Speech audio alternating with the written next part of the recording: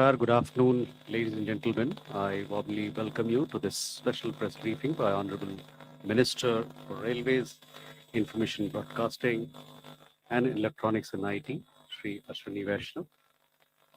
He is also joined by Foreign Secretary, Shri Vikram Mishri, as also by Chairman and CEO of the Railway Board, Shri Satish Kumar. This press briefing is on the upcoming railway link projects between India and Bhutan. With that, I first invite Foreign Secretary Shri Vikram Mishri for his remarks to lay the broad landscape of this conversation with all of you. Sir, the floor is yours. Good afternoon, all.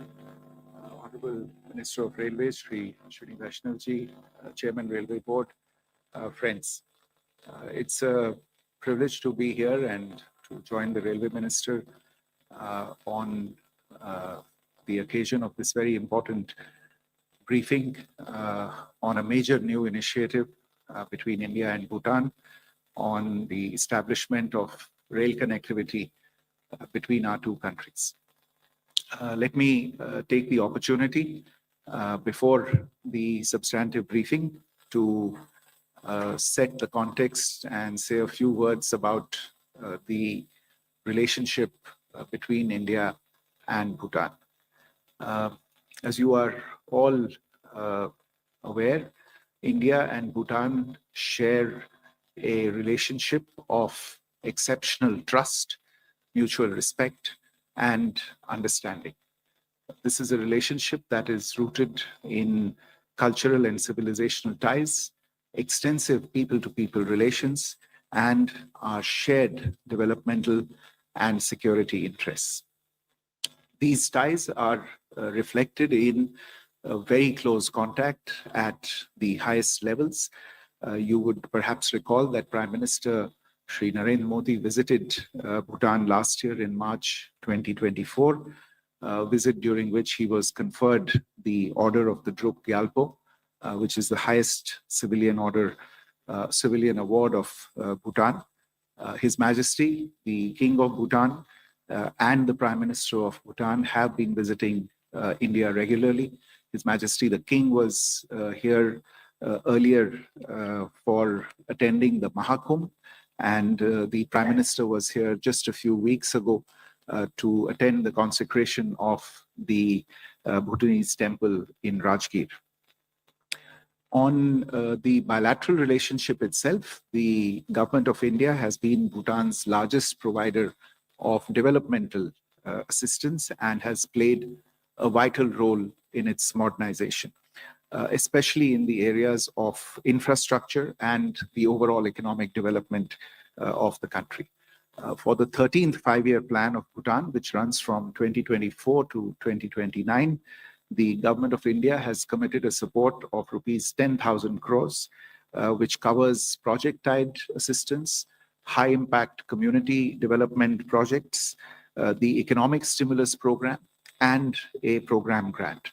And this quantum constitutes a 100% increase over the 12th five-year plan figures. Just a few words about some of the major areas of cooperation. Energy and power is one of the highlights of this particular relationship. Our two governments have successfully collaborated on joint development of 5 hydroelectric projects. These are Chukha, Tala, Mangdechu, Kurechu, and the Punatsangchu 2, which has just been completed very recently. In addition, Punatsangchu 1 is under construction. Apart from this, there are Indian private companies now that are engaging with Bhutanese authorities to develop power projects in Bhutan. Insofar as trade is concerned, India is Bhutan's top trading partner. We are the principal source of imports and the principal destination of their exports, accounting for nearly 80% of Bhutan's total trade. The 2016 bilateral agreement on trade, commerce, and transit establishes a free trade agreement between Bhutan and India, and also provides Bhutan duty-free transit or for goods from and to third countries. Insofar as connectivity is concerned, this is a priority for both countries. You will hear more about it today, as I said, in the area of rail connectivity, but we have worked very closely together on road connectivity, establishing integrated checkposts and trade routes, new immigration points, as well as digital connectivity. Recently, in order to facilitate the movement of third country nationals, an integrated checkpost was inaugurated at Daranga in Assam in November 2024. And we feel that Bhutan will also benefit from the development of the Jogi-Gofa Inland Waterways Transport Terminal. This was inaugurated this year in February. In the digital domain, both the RuPay card and the BHIM UPI application have been launched in Bhutan. Some of you who are following developments in Bhutan closely would be aware that the government there is developing the Gelefu Mindfulness City project bordering Assam. This is an initiative under the direct guidance of His Majesty, the King of Bhutan. It is envisaged as an economic hub connecting Bhutan with South Asia and Southeast Asia. It's a flagship initiative of the country, and the government of India has conveyed its support to this initiative.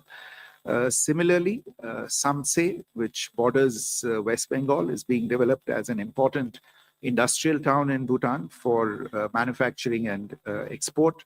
And these links that are being worked on will be critical for enhancing cargo and passenger movement. So it is in this context of this very, very special relationship that the two governments have agreed to establish two cross-border rail links between Banarhat and Samse and Kokrajhar and Gelefu. This will be the first set of rail connectivity projects with Bhutan. The memorandum of understanding for this connectivity was actually signed during the visit of the Prime Minister to Bhutan that I mentioned a short while ago last year, the one that took place last year. And this MOU will be formally signed later today in New Delhi on the occasion of the visit of the Bhutanese Foreign Secretary to New Delhi.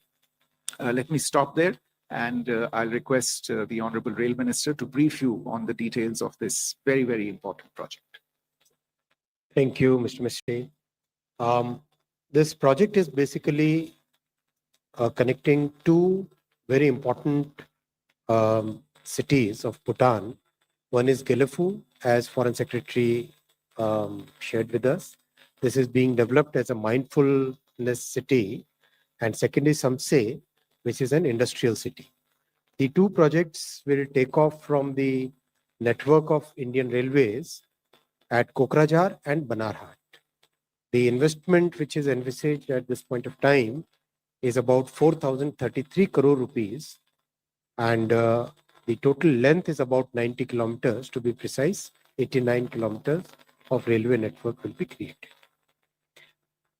As Foreign Secretary very nicely explained, India is the largest trading partner of Bhutan, and most of the EXIM trade of Bhutan is done through Indian ports. Therefore, it becomes very important to have a good seamless rail connectivity for the Bhutanese economy to grow and for the people to have better ways of access to the global network. So that's why this entire project has been taken up.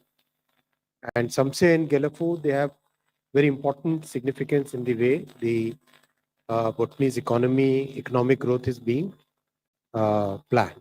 If you look at the railway network, this is the current railway network.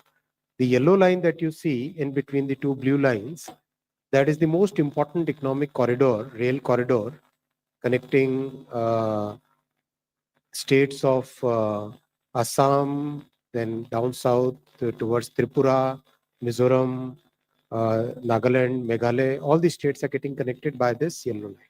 There is a blue line on the top. That line is now getting developed as a major corridor along the northern border, and that line basically provides alternative connectivity, and it's very, very important project. So The takeoff of these two projects will happen, one at Banarhat from that blue line that you see, that goes all the way to Samse, and the other one from Kokrajhar that will go to Gilif. These are the two lines, if you look at the map, and they connect two separate, two different parts of Bhutan. Both Samse has big industrial potential. It's developing every day. New projects are coming up. And Gelefu is a new city which is getting developed. I'll come to these two projects one by one. Kokrajhar to Gelefu is, if you look at this, New Bongaigaon is a major industrial center in India where it is getting connected. Kokrajhar is the region station, and then it gets connected to the entire Indian railway network. So, in a sense, by constructing about some 70 kilometers, you get the advantage of 150,000 kilometers of railway network. That is the advantage which comes by the network effect.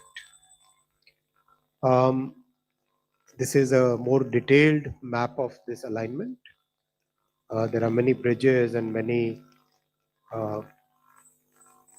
stations. There are 6 stations, 2 important bridges, 2 viaducts, which means the entire section is elevated, 29 major bridges, 65 minor bridges, 2 goods shed will be developed. There is 1 flyover and 39 underpasses.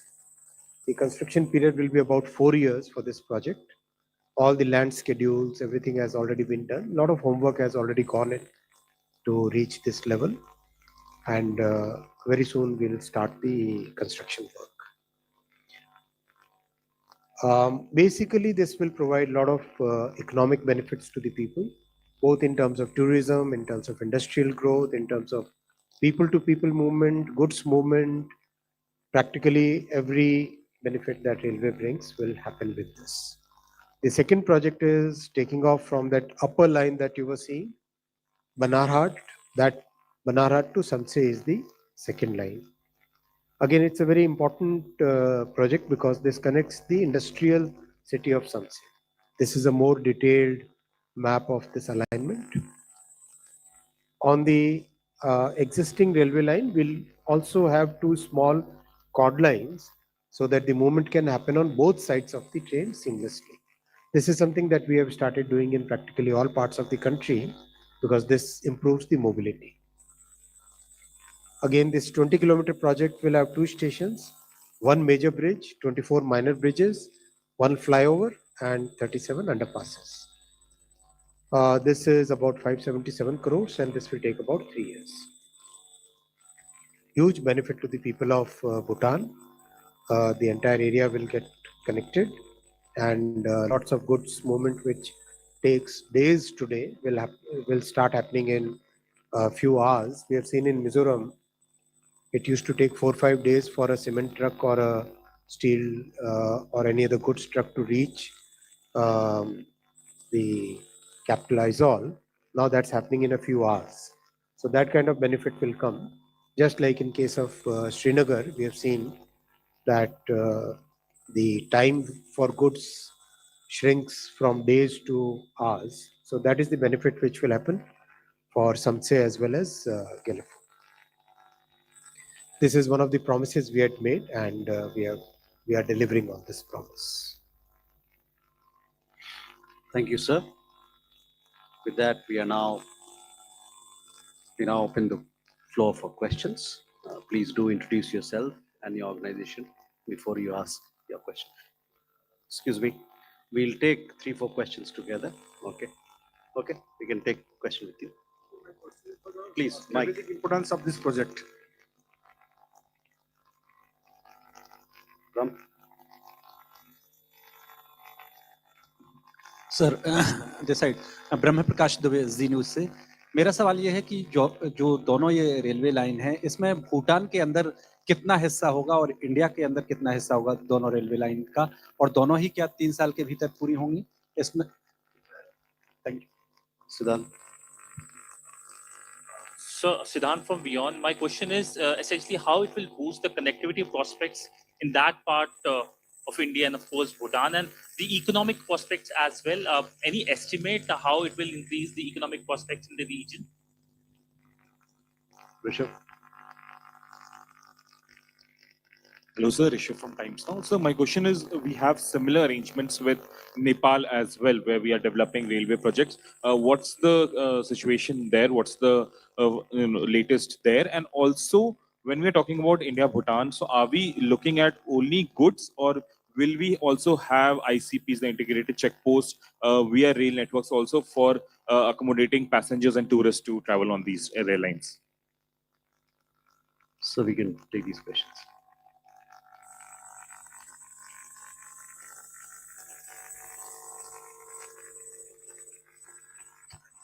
So basically, in Banarat Samtse, Bhutanese side is about 2.13 kilometers. Indian side is about 17.42 kilometers, to be precise. In case of Gelefu, Bhutanese side is 2.39 kilometers. Indian side is 66.66 kilometers. Time taken will be, Samtse will be about 4 years. Samtse will be 3 years and Gelefu will be 4 years. Both goods and passengers will be using these two lines. This line will also have most advanced signaling systems that we are implementing everywhere in the country, and this will be designed for running Vande Bharat trains. So this will be basically modern trains will be run fully electrified, and the curves and all those things will be all the technical parameters will be designed as per the Vande Bharat requirements. A lot of economic benefit, as we explained, but I'll still pass on to Foreign Secretary for the strategic importance of these two projects. Thank you, sir. Because we have already pointed out, this is the first ever rail connectivity project or projects that we are developing with Bhutan. So it will obviously enhance overall connectivity with between the two countries. The two areas that have been picked are both significant in themselves.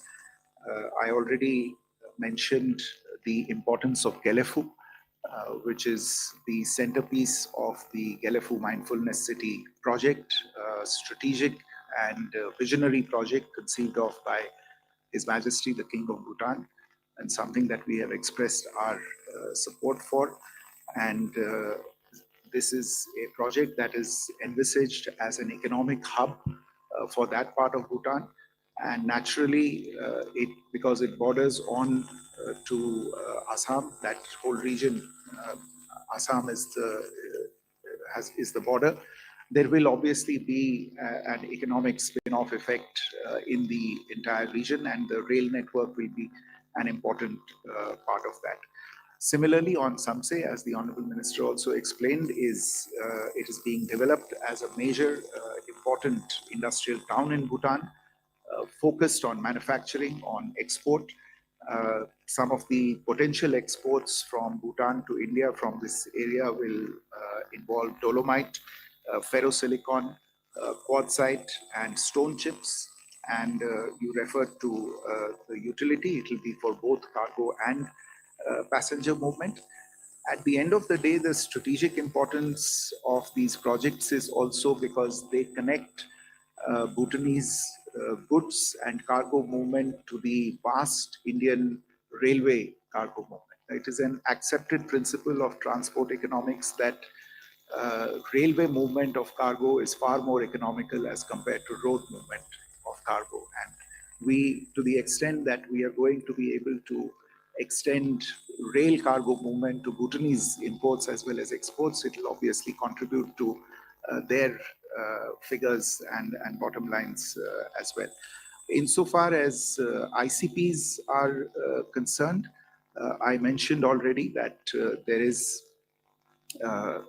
initiatives underway to develop ICPs on the Indian side. These will of course require mirror ICPs on the Bhutanese side, but I can share with you that the Land Ports Authority of India is working on and has prioritized the development of several ICPs on the India-Bhutan border. And we are actually in close touch. As the rail network starts getting developed, you will see work take place on the development of these new ICPs as well. More questions now. Kanamni, can we start with you? Kadambini Sharma, independent journalist. Sir, given the sensitivities of environmental issues by Bhutan, were there any concerns raised and how were they addressed? Our friend behind here, 280. So the total investment that you mentioned is from the Indian side. What sort of investment will be there from the Bhutan side and from the security perspective? Any special arrangement that will be done? 47. Sir मैं सुशील राघव हूँ जनसत्ता से। मेरा भी सवाल यही है कि क्या भूटान से इसमें फंडिंग होगी, अगर कुछ होगी तो कितनी? 248 there, please. Hi sir, Manohar Kesari from news x and India news. Sir, Bhutan और इंडिया के बीच जो रेल लाइन कनेक्टिविटी शुरू हो रही है, इसमें टेक्नोलॉजी का इस्तेमाल इंडियन रेलवे की ओर से होगी या किसी और कंट्री से लेंगे? साथ ही साथ दोनों का जो बजट एलोकेशन है सर, क्या दोनों देश इसको शेयर करने जा रहे हैं?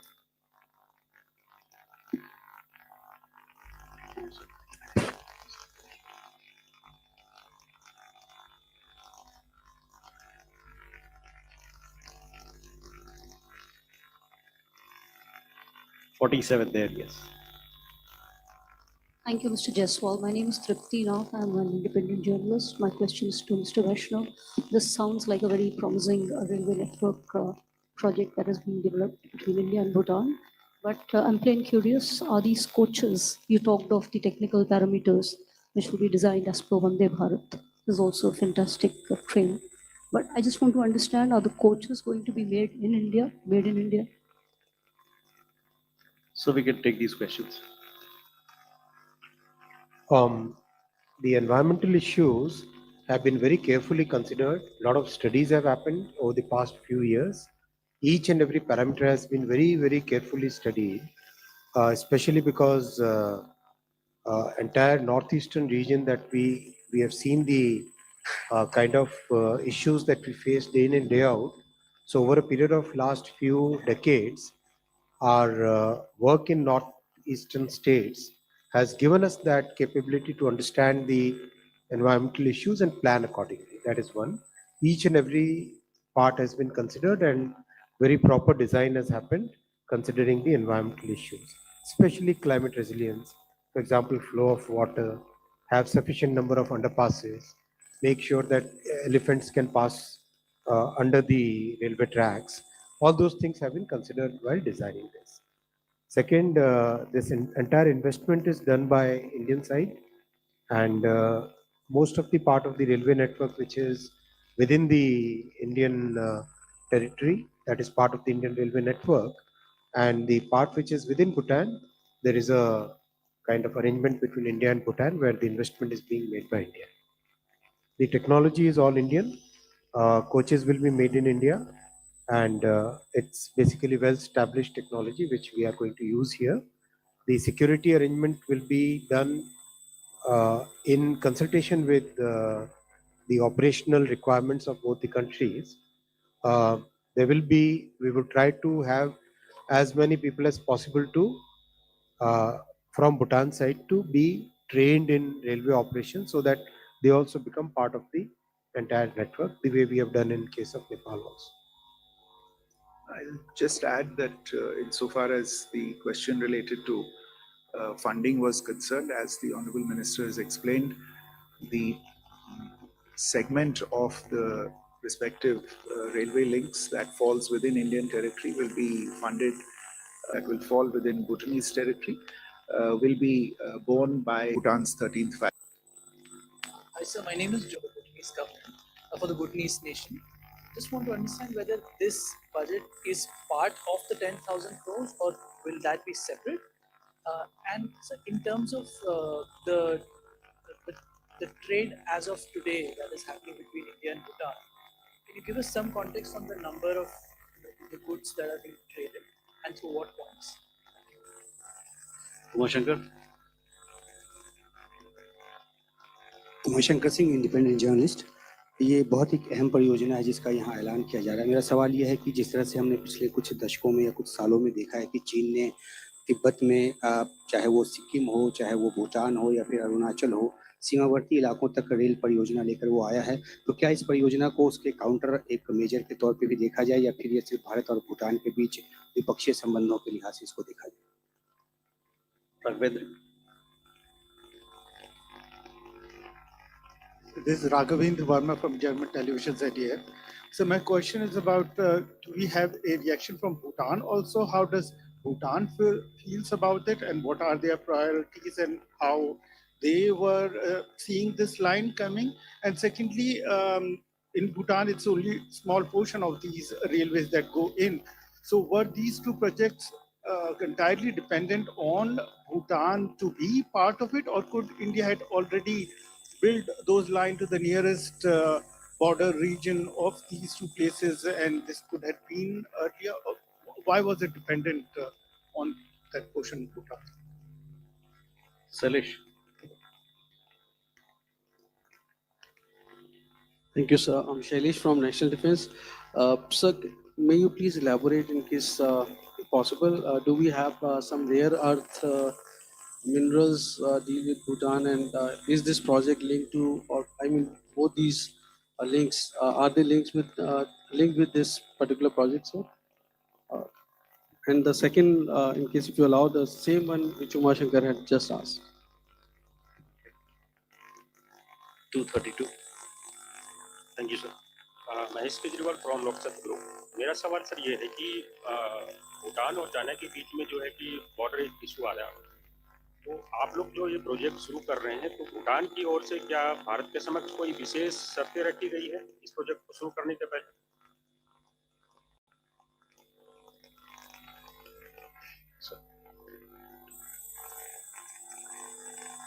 Okay, so as I explained, the portion that will be met by the government of India from for the segments that are within Bhutanese territory is part of the 13th five-year plan outlay that has been agreed of 10,000 crores with the government of Bhutan. On trade, I mentioned we are Bhutan's premier trade partner.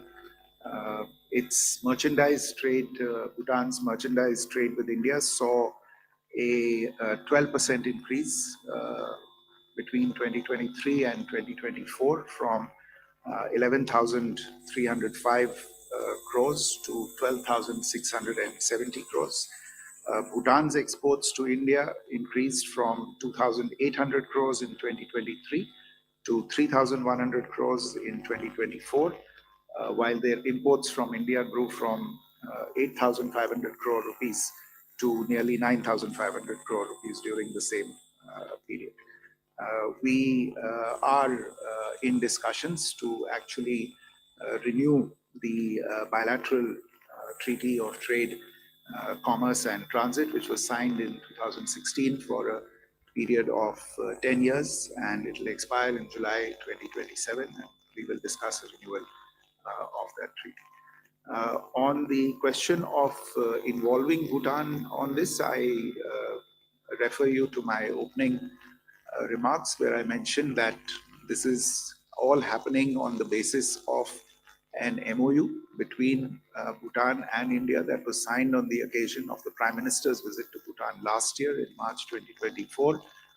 And again, as I pointed out, this MOU will formally be signed later this afternoon in New Delhi between Chairman Railway Board on the Indian side and the Bhutanese Foreign Secretary on the other side. That I think should answer the question about what is the involvement of Bhutan in this. let me just make a general point that when it comes to infrastructure projects, India's guiding principle and fundamental approach has been that we do infrastructure projects only those ones that our partner countries are comfortable with. We are driven by the priorities of our partner countries. We are not driven by our supply necessities. On the issue of rare earths, no, I am not aware if there is any discussion on rare earths related to this particular project. कुछ प्रश्न थे जो भूटान और किसी तीसरे देश को लेके थे कि उनका इसमें क्या इन्वॉल्वमेंट है. आप जानते हैं जहां तक ये बॉर्डर, इस बॉर्डर का सवाल है जहां से ये ट्रेन लाइंस जा रही हैं, इसमें किसी तीसरे देश का कोई involvement nahi hai. So I think this question is a bit superfluous at this point in time. In any case, I should underline that this is a rail connectivity project and it is therefore of the utmost bilateral importance to the two countries. Elena. Good afternoon, Elena, TASS News Agency. Do you consider, maybe not now, but gradually while you will develop this project, participation of some third country? And as I'm from Russian media, I wonder if participation of Russia is possible. And perhaps if Honorable Minister answers my question, what are the projects with Russia which are now already on or under consideration? Thank you. You go this side, Neeraj. मेरा उत्तर मिल गया है. अभिनव वार्ता से वॉल्यूनी वार्ता में अभिनव हूँ. मैं जानना चाह रहा था इस प्रोजेक्ट में कब से काम शुरू होने वाला है और इसमें भूटान जो पैसा खर्च किया जा रहा है, क्या इंडिया की तरफ से पूरा पैसा खर्च किया जा रहा है प्रोजेक्ट में या भूटान भी इस पे कुछ सहयोग? नीरज. सर नमस्कार, मैं नीरज दुबे प्रभा साक्षी से. सर जो इस रेल प्रोजेक्ट के लिए क्या भूटानी नागरिकों को रेल मंत्रालय कोई स्किल डेवलपमेंट का कोई कोर्स कराएगा, उनको ट्रेनिंग देगा? और दूसरा, क्या इसमें कोई वर्ल्ड बैंक या एडीबी और किसी अंतर्राष्ट्रीय वित्तीय संस्थान भी कोई सहयोग कर रहा है क्या इस project? 271. Hi sir, this is Dhruvash from Business Standard. Just wanted to understand a bit of the rationale on electrification of the project, in the sense that there is, while it's appreciable that Vande Bharat trains and modern trains are expected to be run, the experience in electrification in Northeast has rather been a slow one, and this is being seen as some sort of precedent as to how these challenges will come up. And second, in strategic areas, there's a school of thought that more diesel locomotives and more diesel rolling stock would be beneficial in strategic border areas. So in the view of these two considerations, just wanted to understand the rationale behind electrification of these things. Sachin. Sir मेरा नाम सचिन बुधोलिया है, मैं हिंदुस्तान समाचार से हूँ. मेरा सवाल ये है कि भूटान और इंडिया एक BBIN नेटवर्क का पार्ट है, जो कनेक्टिविटी का प्रोजेक्ट था. तो भूटान अगर आगे आने वाले दिनों में इसके पार्टनर कंट्रीज, विशेष रूप से नेपाल या बांग्लादेश के साथ में अगर ट्रेड करना चाहता है, तो क्या हमारा ये जो कनेक्टिविटी है, तो इंडियन रेल की कनेक्टिविटी क्या उसको उन देशों के साथ व्यापार की सुविधा देगा, विशेष रूप से Bangladesh?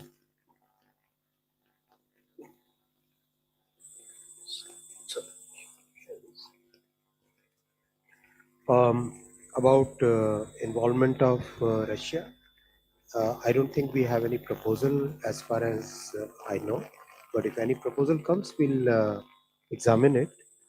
I think we are self-sufficient in the technology, both on the construction as well as the train set side. So there is no, at this point of time, there is no such consideration.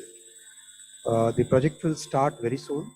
The land schedules, everything, all the permissions, they are all in the works, and land acquisition will start very rapidly. The government of Assam also is very cooperative. They are supporting us in starting this project. Funding, as was mentioned earlier, very clearly the funding for the portion within India is out of the Indian Railways budget, and the funding for the portion which is within Bhutan will be out of MEA's budget, MEA's grants to Bhutan, as FS Saab has already explained. We will be training the people who are interested in railways within Bhutan. As you know, we have a Gati Shakti Vishwavidyalaya, one of the finest transportation university which is getting developed. And there we are already running courses for people from many other countries now. So this will also be part of the program. We don't have any World Bank or ADB requirement in this, and I don't think they have given any proposal so far. So we are not even considering that.